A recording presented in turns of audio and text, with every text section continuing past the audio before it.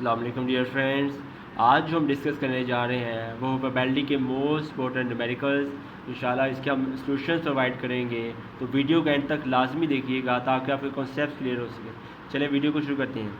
हाँ, ये हम C39 का बी पार्ट हमने करना था। C39 बी पार्ट में क्या कहना चाह रहे हैं, let A and B two independent neighbours. ये देखें, अभी मैंने मल्टीप्लिकेशन लॉ को डिस्कस किया। मैंने कहा था अगर ऐसा न्यूमेरिकल जिसमें लिखा हो ए एंड बी इंडिपेंडेंट, उसके अंदर कौन सा फार्मूला इस्तेमाल होता है, ये हमने डिस्कस कर दिया है वाले। Value of A intersection B is equal to value of A multiply of B discuss, ये हमने पहले बता दिया आपको, ठीक है। यही फार्मूला इसके अंदर यूज़ होगा। आगे देखते हैं, आगे कह रहा है such that the probability is 1/8। ए और बी की प्रोबेबिलिटी क्या है, 1/8। यानी यहाँ पर क्वेश्चन में लिखा हुआ है ए एंड इंटरसेक्शन बी की वैल्यू हमें गिवन है, वो है 1/8। हाँ, 1/8, क्योंकि ए एंड बी बात क्या आ रही है, ए एंड बी। आपको पहले बताया है ए एंड आए तो क्या आती है, इंटरसेक्शन। इसलिए probability of A intersection B जो हमें गिवन है वो गिवन है 1/8। क्लियर, यानी पहले से बी आपके पास आ गया 1/8। आगे देखते हैं क्या कहना चाह रहे हैं। आगे कह रहा है that they will occur simultaneously, एक ही टाइम पर अकर करेंगे, ठीक है, ए एंड बी, जो हमने डिस्कस कर लिया। आगे देखिए क्या कह रहा है, and 3/8 that neither of them will occur. तो वैल्यू ऑफ ए और बी की इंटरसेक्शन में कीमत थी 1/8। अब नाइदर क्या शो करता है, कंप्लीमेंट। ये आपको पहले डिस्कस किया हुआ है, ए और ए बार, ये आपको पहले बताया हुआ है। ए और ए बार जो होते हैं एक दूसरे के ऑपोजिट होते हैं। एक तो इवन नंबर है तो ए बार और नंबर्स है। ए अगर यस को शो करता है, ठीक है, तो ए बार नो को शो करता है। ये नाइदर के लिए शो करता है। तो याद रखिएगा, हम अगर डिस्कस करेंगे हमारा फार्मूला जो बनेगा वो होगा value of A bar intersection B bar is equal to 3/8। आप समझ आई, यानी इसके अंदर पहले लिखा होता है ए एंड बी इंडिपेंडेंट, जो साइमल्टेनियस लेकर करते हैं उसकी प्रोबेबिलिटी है 1/8। जो नाइदर यानी नो यानी कंप्लीमेंट शो करता है, ए और बी बार दोनों कंप्लीमेंट, उसकी प्रोबेबिलिटी हमें जो गिवन है वो है 3/8। यहाँ तक क्लियर हो गया। आगे क्या पूछ रहा है, आगे कह रहा है find the probability of A and probability of B हमने फाइंड आउट करनी है, ठीक है। यहाँ हमने फाइंड आउट करना है, probability of A find out करनी है और probability of B find out करनी है। सिंपल क्वेश्चन है, थोड़ा सा लॉन्ग है लेकिन सिंपल क्वेश्चन है। यहाँ तक हमें क्लियर हो गया। आगे देखते हैं, व्हेन, क्योंकि लिखा भी हुआ है गिवन डैट, यहाँ लिख सकते हैं when A and B are independent. आपको पहले डिस्कस किया है, जब ए एंड बी इंडिपेंडेंट हो तो उसके अंदर probability of A intersection B किसके बराबर होता है, probability of A multiply by probability of B. ये क्लियर होगी बात। दूसरी बात, अगर probability of A bar intersection B bar होगा तो भी एज इट इज ही आ जाएगा, प्रोबेबिलिटी ऑफ ए बार आ जाएगा और प्रोबेबिलिटी ऑफ बी बार आ जाएगा। यहाँ तक क्लियर हो गया बात। अब आगे वाली सोल्व करते हैं। यहाँ लिखी वैल्यू इंटरसेक्शन बी 1/8, इससे भी मैं यू भी लिख सकता हूँ प्रोबेबिलिटी ऑफ ए, या इस तरह कर लो, चलो 1/8 चले पहले लिख देता हूँ मैं, is equal to probability of A multiply by probability of B. Clear है यहाँ तक। ये क्वेश्चन नंबर तैयारी चले 1 क्या है, क्वेश्चन नंबर 1 का नाम दे दिया, ठीक है। 1/8 को हमने पहले लिख लिया है, ठीक है। ए इंटरसेक्शन बी को हमने ओपन कर दिया, किसके बराबर होता है, probability of A multiply of B, ये हमने ओपन कर दिया। अब हम इंपोर्ट करने लगे इसको, ये 3/8 लिख दिया हमने। Next value probability of A bar dot probability of B bar लिख दिया। ये हमारी आगे सेकंड क्वेश्चन, यहाँ तक क्लियर हो गया, ठीक है। इससे जैसे ऐसे ओपन किया है, इसका इस तरह हमने इसको ओपन कर दिया, यहाँ तक क्लियर। ये हमारी क्वेश्चन नंबर 1 बनी, क्वेश्चन नंबर 2 बनी। इतनी की मदद से हम इंशाल्लाह प्रोबेबिलिटी ऑफ ए भी फाइंड आउट कर लेंगे, probability of B find out कर लेंगे, ठीक है। नेक्स्ट मूव करते हैं। सिंपल हम आगे आप आते हैं सेकंड क्वेश्चन पे। तो आपको याद हो है वी नो डैट, हम जानते हैं probability of A bar is equal to 1 minus probability of A. Clear, जिस तरह ये भी हम जानते हैं probability of B bar is equal to 1 minus probability of B. Clear है यहाँ तक। ये चीज़ हमें पहले जाते हैं, ये होता है लॉ ऑफ कंप्लीमेंटेशन। तो आपने बस क्या करना है, इस यानी इसकी जगह आपने ये लगा देना है, इसकी जगह आपने ये लगा से सोल्व कर देना है। जैसे अभी करता हूँ मैं, 3/8 एज इट इज लिख दिया हमने, ठीक है। वैल्यू ऑफ ए बार की जगह हम लिखते हैं बड़ी ब्रैकेट लगाते हैं 1 माइनस प्रोबेबिलिटी ऑफ है, ताकि इजीनेस रहे आपके लिए, ठीक है। मल्टीप्लाई में, क्योंकि मल्टीप्लाई हो रहे हैं 1 माइनस प्रोबेबिलिटी ऑफ बी, ठीक है। यहाँ तक क्लियर हो गया। नेक्स्ट आगे मूव करते हैं, इसको मल्टीप्लाई करते हैं आपस में। 1 1 ज़ा 1 माइनस प्रोबेबिलिटी 1 ज़ा minus probability of B minus probability of A multiply 1 ज़ा minus probability of A. Next minus minus plus probability of A multiply by probability of B. समझ आ गई। इन दोनों को हमने कर दिया आपस में मल्टीप्लाई कर दिया, ठीक है। 1 1 ज़ा 1 माइनस प्रोबेबिलिटी 1 ज़ा minus probability of A minus probability of A 1 ज़ा minus probability of A minus minus plus probability of A multiply probability of B. यहाँ तक क्लियर हो गया मसला, कोई मसला नहीं। अब गौर से देखो, probability of A multiply probability of B हमें पहले ही पता है, ये देखें probability of probability of B हमें पहले ही पता है, ये क्या है 1/8।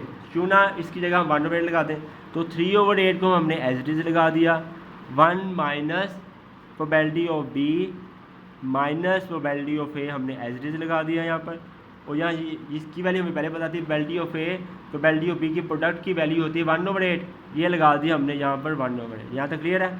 नेक्स्ट आगे मूव करते हैं। अब देखिए ये माइनस में है, जब इधर जाएगा प्लस में, ये माइनस में हो जाएगा प्लस में हो जाएगा, तो ये माइनस में इधर सेकंड हैंड ले गए, राइट कहते हैं लेफ्ट हैंड ले गए, तो यहाँ पर आ जाएगा प्लस प्रोबेबिलिटी ऑफ बी, ठीक है। ये माइनस में जब हम लेफ्ट साइड ले गए तो ये प्लस में कन्वर्ट हो गया, इज इक्वल टू 1 प्लस 1/8, ये प्लस है, यहाँ पर हो जाएगा -3/8।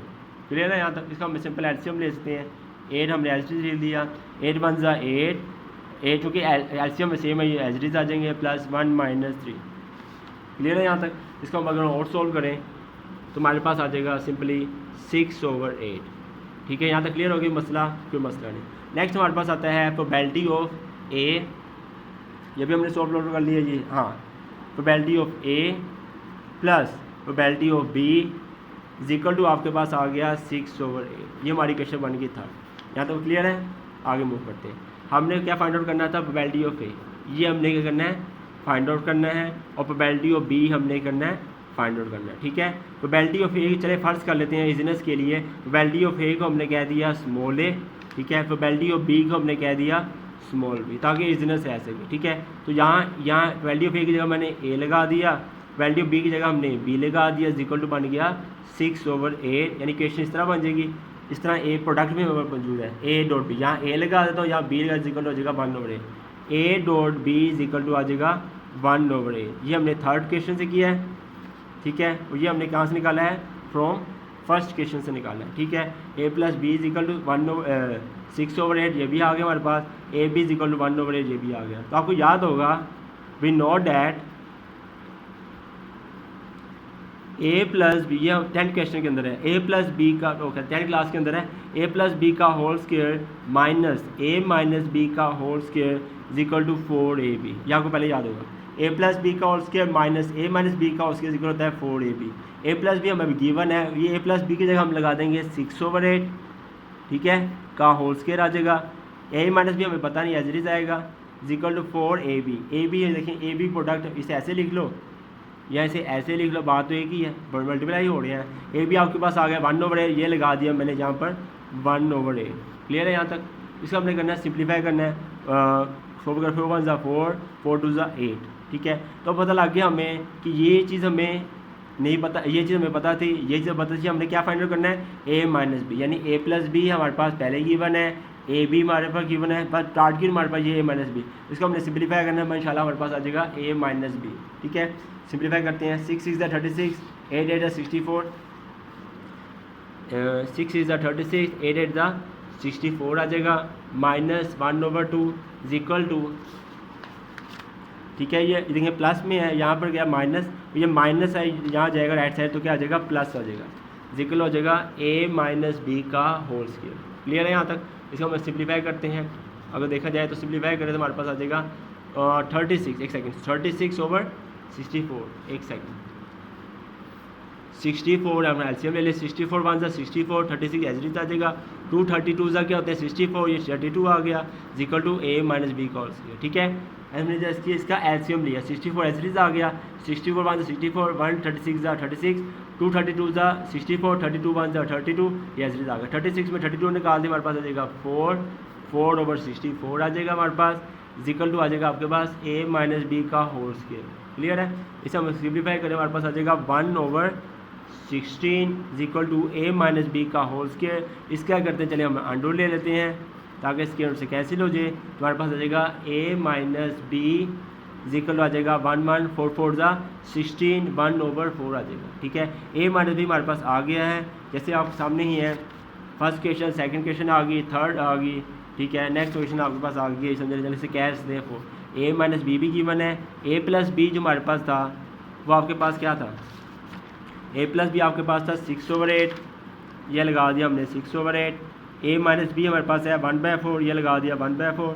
इसे सिंप्लीफाई करो तो बी से प्लस माइनस कैंसिल हो जाएंगे ना, तो 1 + 1 कितने हो जाएंगे, ए 1 + 1 2a हो जाएगा, यहाँ आ जाएगा 2a = आप सामने है 6/8, आपके पास आ जाएगा प्लस 1/4, 6/8 आ जाएगा प्लस 1/4 आ जाएगा। ठीक है, अब इसे सिंप्लीफाई करेंगे हम इंशाल्लाह, तो हमारे पास आ जाएगा, देखें 2a एज इट इज रह देते हैं, ये 8 एलसीएम ले लेते हैं, 8 × 1 = 8, 6 4 × 2 = 8, 2 × 1 = 2। ठीक है, 2a = 6 + 2 8/8, 8 कैंसिल हो गया, आपको आ जाएगा 2a = 1, a = 1/2। अब जब a आ गया, a का शो करता है प्रोबेबिलिटी ऑफ a, मतलब प्रोबेबिलिटी ऑफ a जो है हमने फाइंड आउट कर ली, तब a की वैल्यू जब हम जहाँ मर्जी पुट कर लें, यहाँ पुट कर लो, यहाँ पुट कर लो, आपके पास ऑब्वियसली b भी आ जाएगा। यानी पुट a = 1/2 इन, चलिए यहाँ पुट कर देता हूँ, ओके यहाँ कर लें, चलिए यहाँ कर लेता हूँ, a + b = 6/8 पुट कर देता हूँ, a + b = 6/8, यहाँ पुट करने लगा, a की जगह चले 1/2 लगा देता हूँ, या प्लस b = 6/8। ठीक है, तो b = आ जाएगा 6/8 माइनस 1/2, इसे हमने सिंप्लीफाई करेंगे, हमारा b की वैल्यू आ जाएगी 1/4, तो ये हमारे पास टारगेट यानी प्रोबेबिलिटी ऑफ b हमारे पास सोल्व हो गया। वैल्यू ऑफ a भी हमने फाइंड आउट कर ली, probability of b find out कर ली। ठीक है, नेक्स्ट आगे मूव करते हैं। नेक्स्ट न्यूमेरिकल है हमारे पास, बल्कि प्रैक्टिकल है 6.40, ये प्रैक्टिकल भी है और न्यूमेरिकल बहुत इंपॉर्टेंट है, इसका आप जरा हिंट दे देता हूँ ज़रा सा। 2 डाइस और कॉस, ये समझिए आपको आता भी है। 6.40 2 डाइस और कॉस, 2 डाइस से पता लग गया हमारे पास सैम्पल स्पेस क्या बनेगी, 1 1 अप टू 6 6 बन जाएगी। ठीक है, नेक्स्ट आगे मूव करते हैं। E1 is the event at 6 appears on least 1 die. E1 आपके पास वो इवेंट आएगा जिसके अंदर 6 शो होगा, जैसे बताया जाता था 1 6 2 6 3 6, इस तरह आपने सेट बना लेना है जिसमें 6 शो होता हो।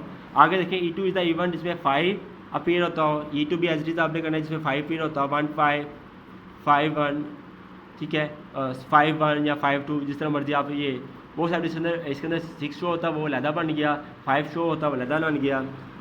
E3 आपके पास इवेंट है जिसके अंदर सेम नंबर अपीयर होते हैं, तो E3 आपका सेम नंबर क्या आएगा, आपके सामने ही होगा 1 1 आ जाएगा, यहाँ 2 2 आ जाएगा, यहाँ 3 3 आ जाएगा, यहाँ 6 6 आ जाएगा। यहाँ तक क्लियर है। करना क्या हमने, are E1 E2 are independent का चक्कर आपको पहले बता दिया है। अगर आपको पहले बता याद है, आपको बता देता हूँ मैं, चलें। We know that if A and B are independent, if A and B are independent, then probability of A intersection B is equal to probability of A multiplied by probability of B। यानी ये दोनों values क्या होनी चाहिए, जो इसकी value वो इसकी वैल्यू होनी चाहिए। फ़र्ज़ कर लेते हैं अगर यहाँ पर 1/8 आता है तो यहाँ पर भी क्या आना चाहिए, 1/8 आना चाहिए। अगर ये दोनों बराबर आते हैं तो हम कहेंगे ए एंड बी इंडिपेंडेंट, अगर बराबर नहीं आते हम कहेंगे नॉट इंडिपेंडेंट। तो यही प्रोसीजर से इस्तेमाल करना है आपने।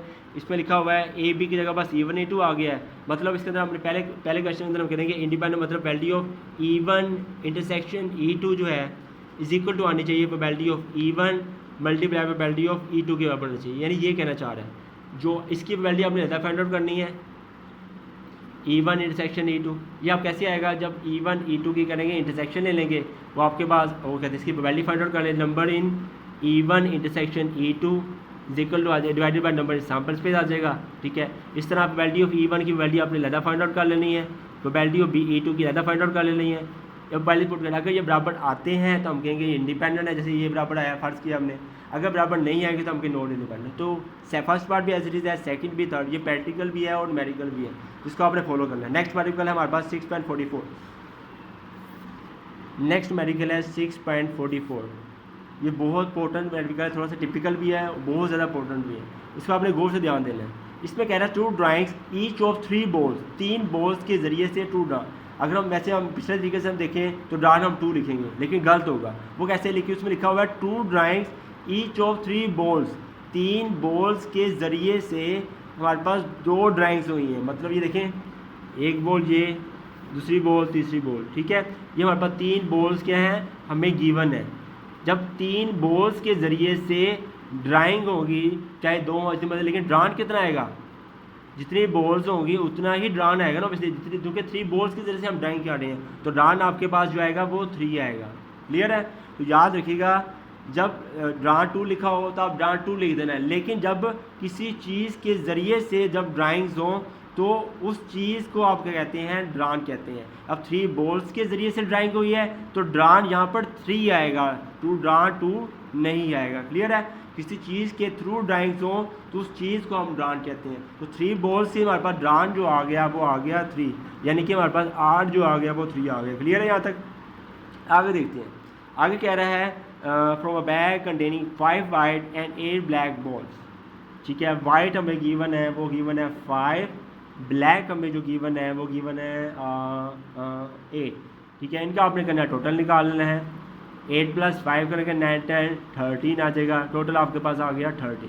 ठीक है, ये नहीं आया आपके पास, जो आ गया n आ गया। क्लियर है यहाँ तक? आगे मूव करते हैं। तो आपको पहले याद होगा नंबर इन सैम्पल स्पेस क्या होती है, NCR। 13C ड्रान आपके पास 3 है, 13C से आप कैलकुलेटर से निकाल सकते हैं, स्नैप भी निकाल लेते हैं।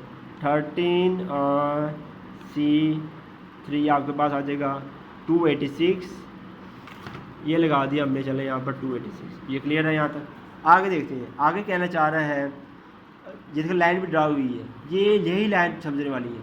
ये लाइन अगर समझ आ जाती तो आपके पास कॉन्सेप्ट क्लियर हो जाएंगे। लेकिन क्या लिखा हुआ है, the balls are not being replace before the next trial. पहली ट्रायल की है, बॉल समझो इस तरह हम करते हैं, जिस तरह क्लब में होता है, बॉल हम फेंकते हैं, बॉल वापस नहीं आती है। कहना चाह रहे हैं पहली दफ़ा ट्राई किया तभी बॉल वापस नहीं आई, नेक्स्ट ट्रायल दूसरी दफ़ा ट्राई, सेकंड दफ़ा ट्राई किया तभी बॉल वापस नहीं आएंगी। लिखा भी हुआ है, आगे लिखा हुआ है what are the probabilities that the first draw, probability हमने फाइंड आउट करनी है।